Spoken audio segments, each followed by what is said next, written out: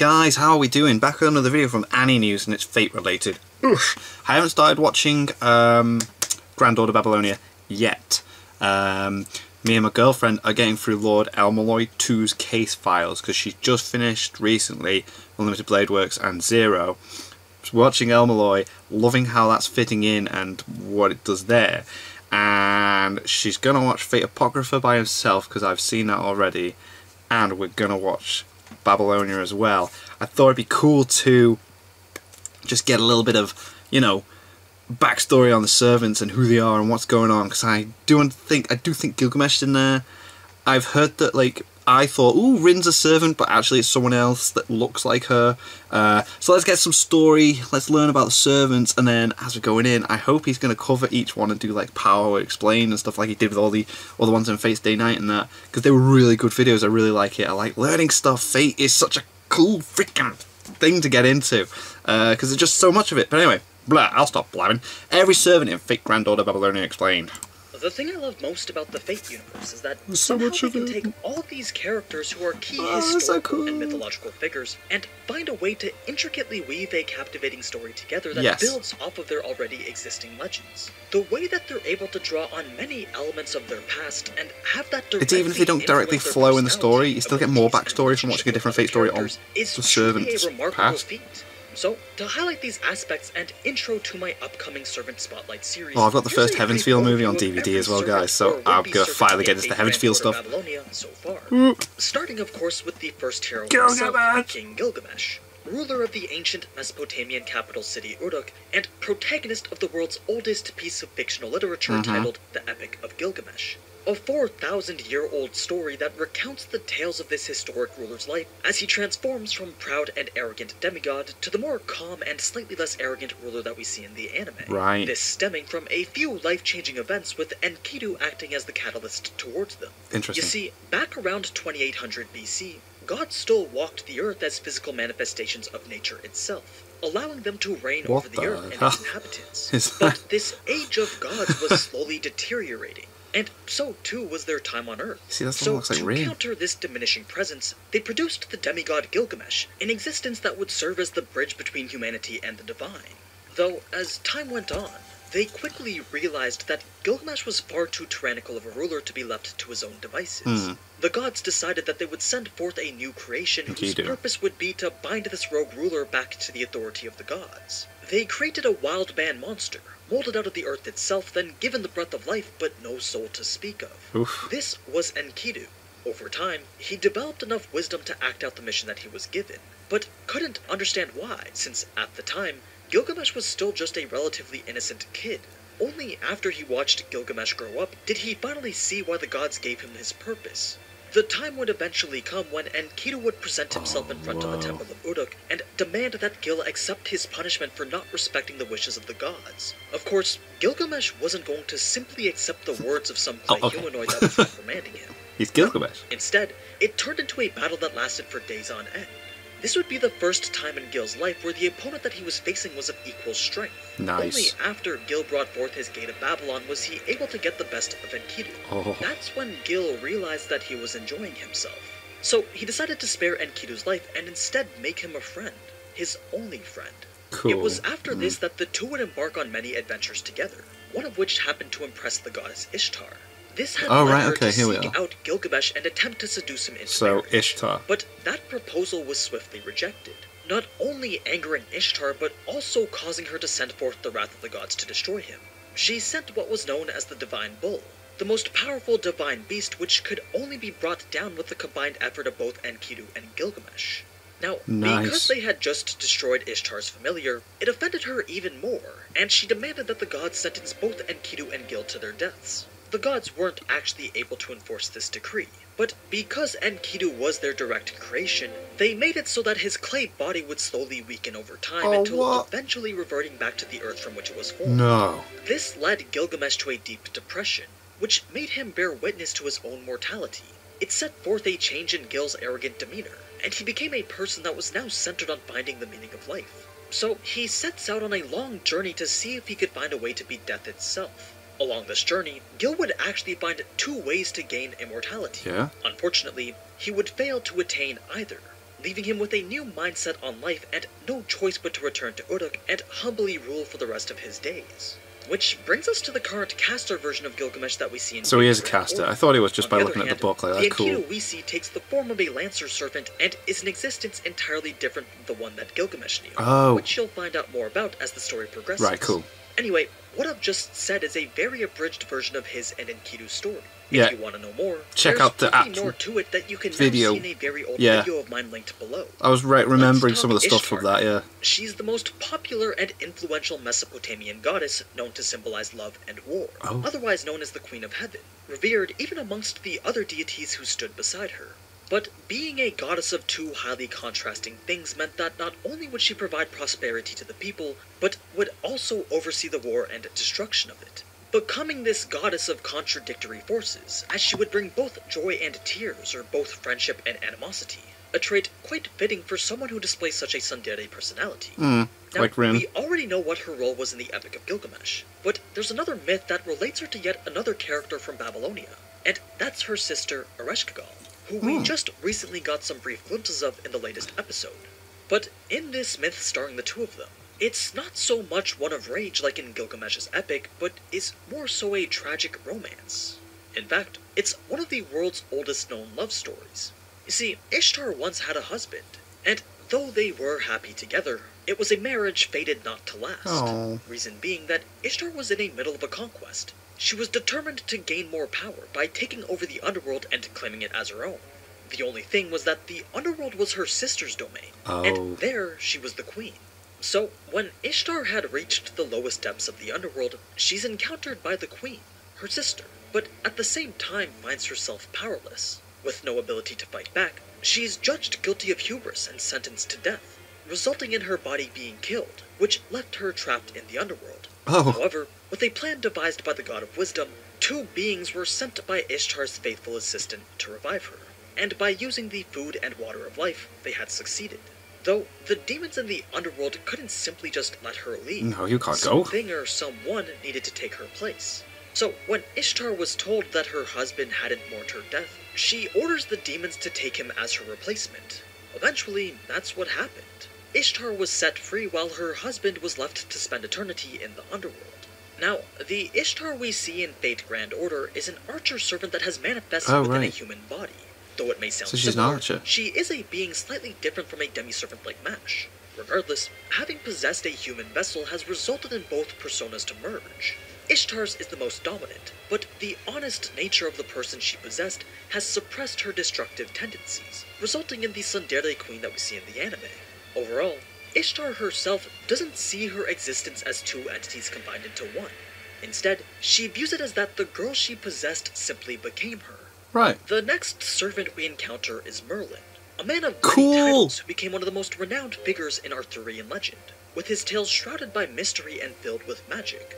We best know him as a magician, thus his caster class, but he's also been noted to be a prophet, a tutor, a bard, and most importantly, Oh, an so we do get advisor, flashbacks to securing his role in history as the Arthur court and magus who Mordred. would often Cool. guide and assist King Arthur through trying times. I'll definitely have to watch this The with my girlfriend then. specific details of his life are quite vague.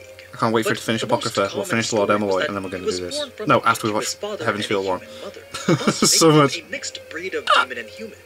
In the early stages of his life, he spent it living within the wilderness, until one day he was found and taken to the British King Vortigern, initially intended to become a sacrifice. However, before that would happen, Merlin would make a prophecy that would soon turn out to be true and subsequently amaze Vortigern.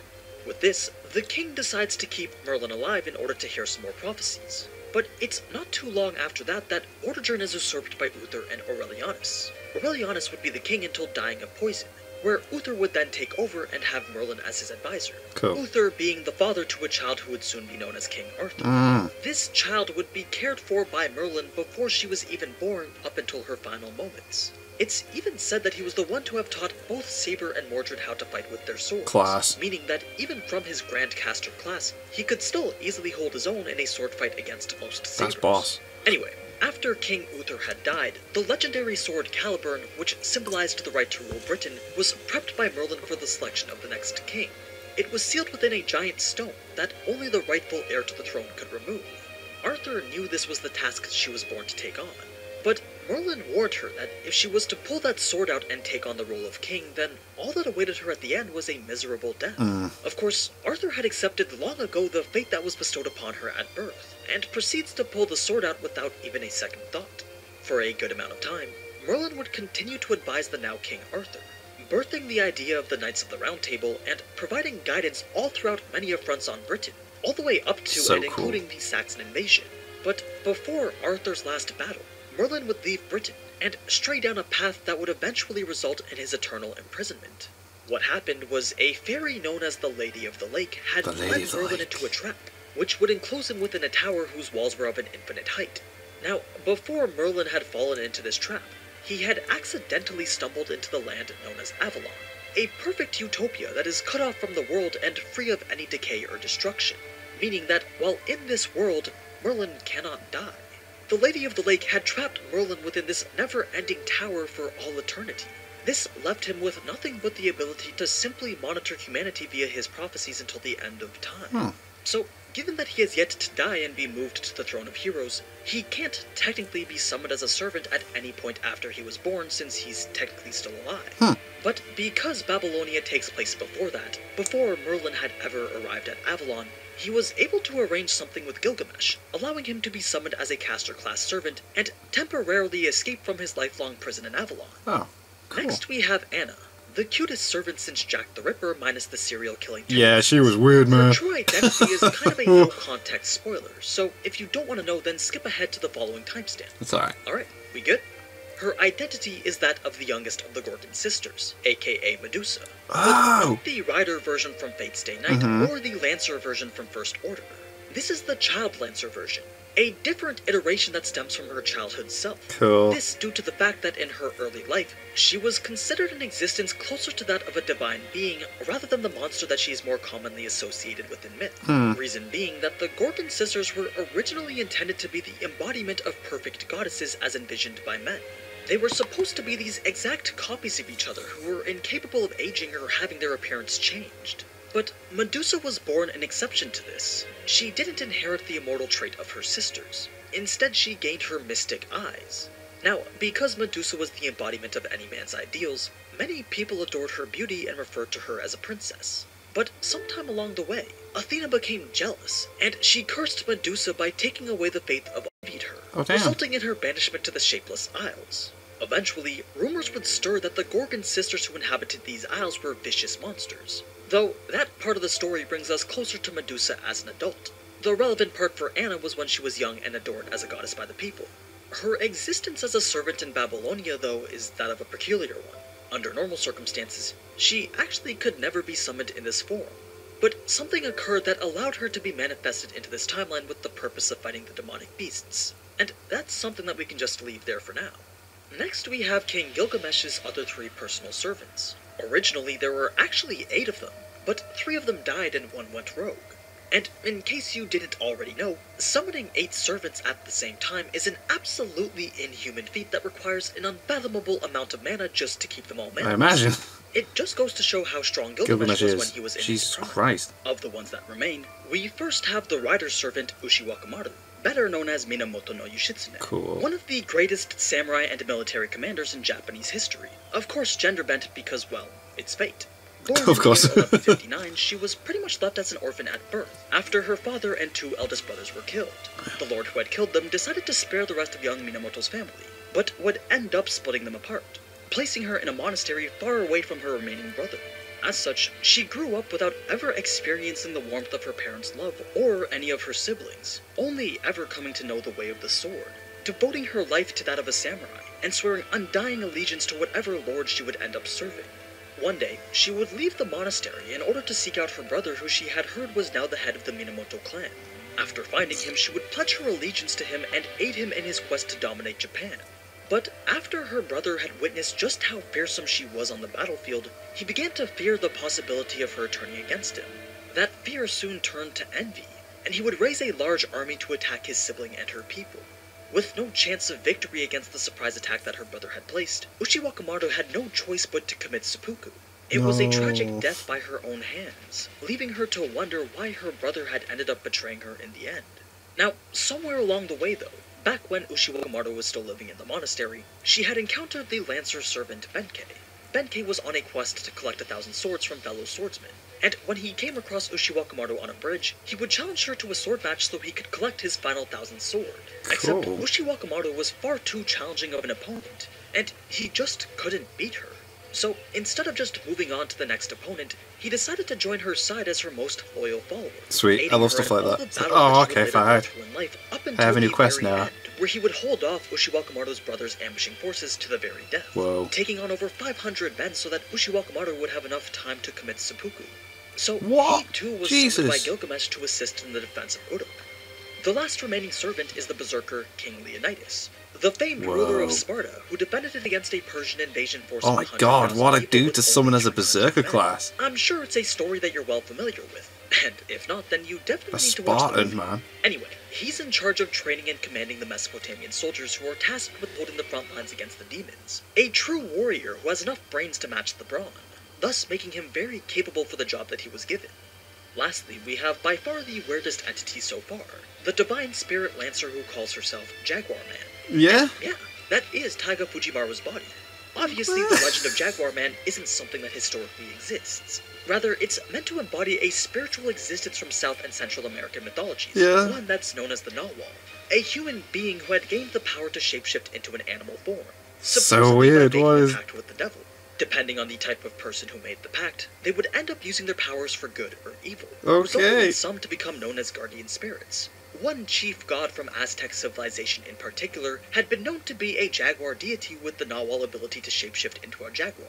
It's this deity that is thought to have been the basis for the goddess that we see in Fate, known as Jaguar Man, bringing with her the very things that the jaguar represents, war and death. And that's every servant or would-be servant so far. Cool. Obviously, there's a lot more to their stories, and still plenty more to cover on their abilities and noble phantasms. So, if you want to know more about a specific one, then be sure to vote in the poll on my community page. Cool, and then leave we're a gonna have comment videos on who you'd like to see awesome. the I love most. fake Anyway, content. as always, thank you so much for watching, Yes. and if you enjoyed this type of anime content, then you already know what to do. So, until next time, ciao! Ciao. Oh, boss. Oh, God, can't wait. So I'm going to finish Lord Elbeloy, then watch Heaven's Feel, then get into Grand Order Babylonia. And then there's going to be character discussion videos. Oh, my God. Ah. I need to watch First Order first. I want to watch First Order before watching Babylonia as well. Oh, I just love... I've got into this whole Fate stuff. It's awesome. There's so much stuff to watch. It's so good. Ah, that was a really good video. Anyway, thank you guys very much for watching. I'm far too excited. Thank you guys very much for watching. What do you guys think of that? What do you guys think of this? Click like, subscribe if you already. Leave comments down below. Let me know what I should watch and discuss in future videos. And I'll see you guys. I saw you guys next time.